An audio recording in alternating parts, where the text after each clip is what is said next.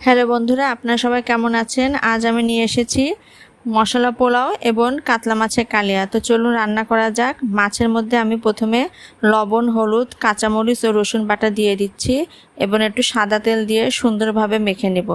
এমনভাবে মেখে নেব মাছের মধ্যে যেন মশলাগুলো লেগে থাকে। ভিডিওটিকে ভালো লাগলে ভিডিওটিকে সাবস্ক্রাইব করতে ভুলবেন না, লাইক করবেন, কমেন্ট করবেন এবং আপনার পরিজন আত্মীয় স্বজনের মাঝে আমার ভিডিওটি শেয়ার করে দিবেন। আমি যেভাবে রান্না করছি সেভাবে রান্নাটি দেখে আপনারা রান্না করবেন, দেখবেন ভালো লাগবে। এরপরে সরিষার তেল দিচ্ছি।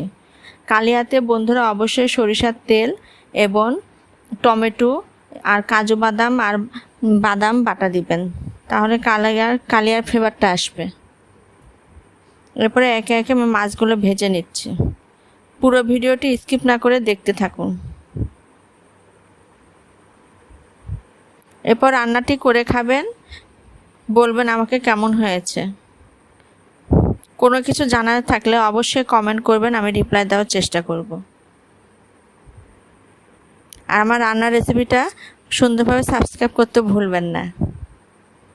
আমি একে একে সব মাছগুলো ভেজে তুলে নিচ্ছি।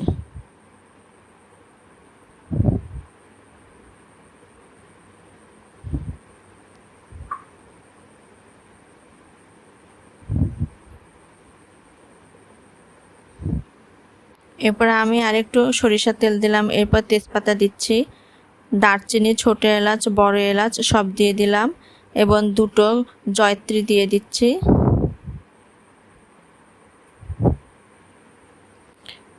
এরপরে আমি পেঁয়াজগুলো দিয়ে দিব।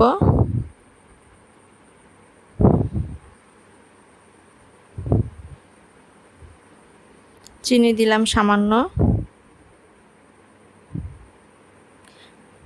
এরপর কুচি করা টমেটোগুলো সব দিয়ে দিচ্ছি।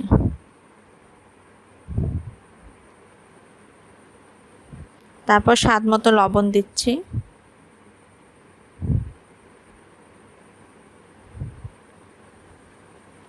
এরপর পেঁয়াজ বাটা দিব।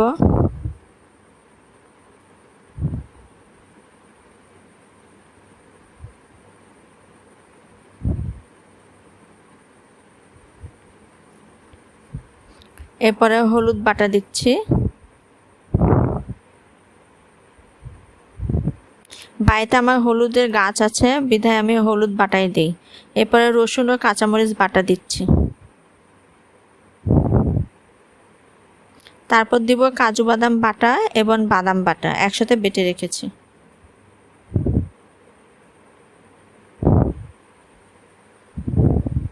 এরপর সামান্য পরিমাণে জল দিব যাতে মশলাগুলো আমার লেগে না যায়। এরপরে মরিচের গুঁড়া দিলাম।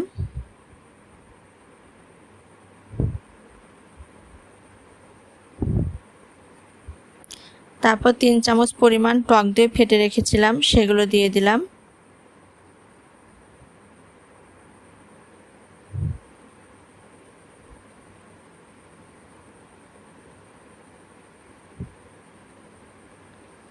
এরপর আমি আরেকটু পরিমাণে জল দিয়ে দিব।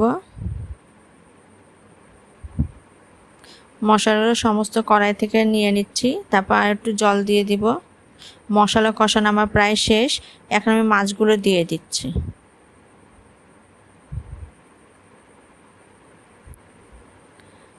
কালিয়াটা আমার হতে থাক, তারপর আমি এই পাশে পোলাওটা রান্না করার ব্যবস্থা করব।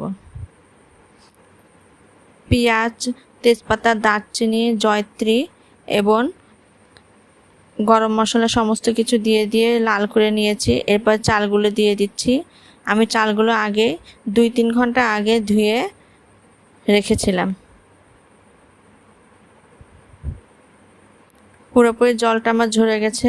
এরপর আমি কাঁচামরিচ বাটা আর রসুন বাটা দিয়ে দিচ্ছি।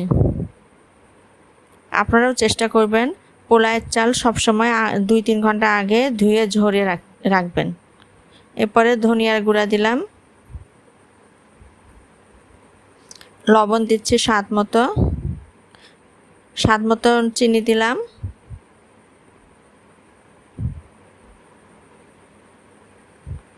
এরপর আমি সুন্দরকে ভেজে নিচ্ছি। বাদাম রেখেছিলাম, সেই বাদামগুলো দিয়ে দিচ্ছি। ভাজতে ভাজতে চালগুলো আমার কি সুন্দর লালচে ভাব এসেছে। এরপর জয়ত্রী দিয়ে দিচ্ছি, তারপর আমি জল দিলাম।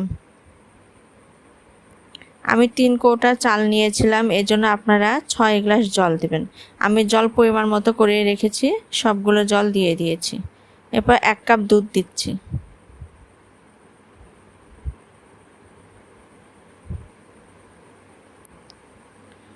এরপর ঢাকনা দিয়ে ঢেকে দিলাম।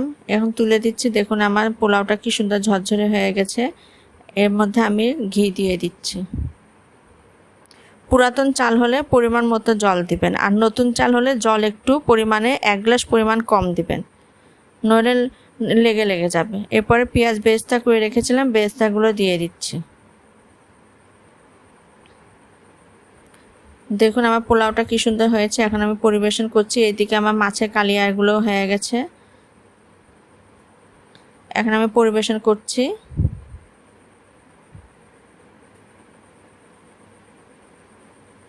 আমার মাছের কালিয়াগুলো কি সুন্দর হয়ে গেছে।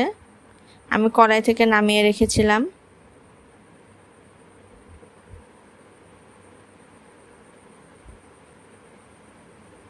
আমার ভাইকে এখন আমি খেতে দিচ্ছি। দেখুন কি সুন্দর লোভনীয় হয়েছে। ধন্যবাদ সবাই।